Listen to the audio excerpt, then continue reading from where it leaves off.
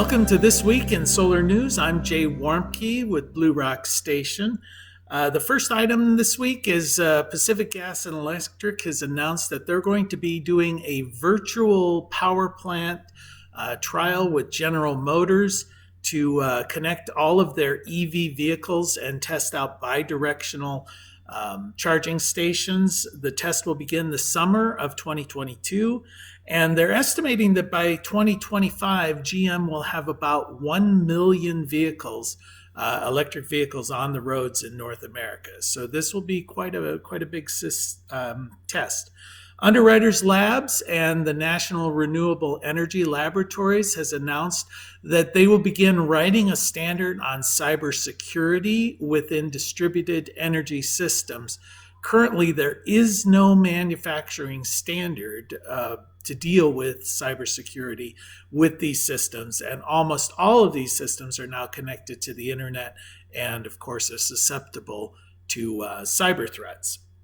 SEMA, which is the Solar Energy Manufacturing for America Coalition, is proposing a number of tax credits for companies that manufacture solar panels and solar cells.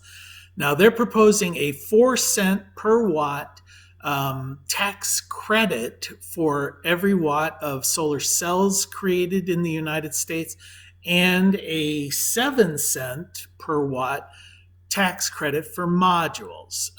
They're hoping to promote the manufacture of cells and modules within the United States.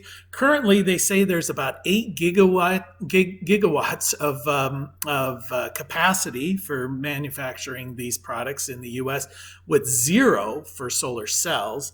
And they're hoping that with this incentive, it will increase production to about 30 gigawatts per year and will provide all of the cells, all of the panels that are required for domestic consumption. A legislation recap for this month is in Indiana. They just recently passed Senate Bill 411, which is going to release control of utility scale projects to the local administrative jurisdictions. In Virginia, they recently passed a community solar law, which was to promote the use of subscription-based larger arrays, which then consumers can subscribe to a certain number of panels within that array. As part of this bipartisan legislation, there was a provision that the utilities could recover a certain minimum charge to cover the cost of their grid access and administration. However, what has come out of this is a proposal that that minimum charge be $55 per month, which would be the highest base charge, the connection or service access fee in the nation. And of course, solar advocates are saying that's a deal killer and will kill the whole purpose of this legislation. In Wisconsin, it continues to proceed a law that says that all electric vehicle charging stations must get their power from the electrical utilities rather than create systems that can use wind or solar as the source of their power.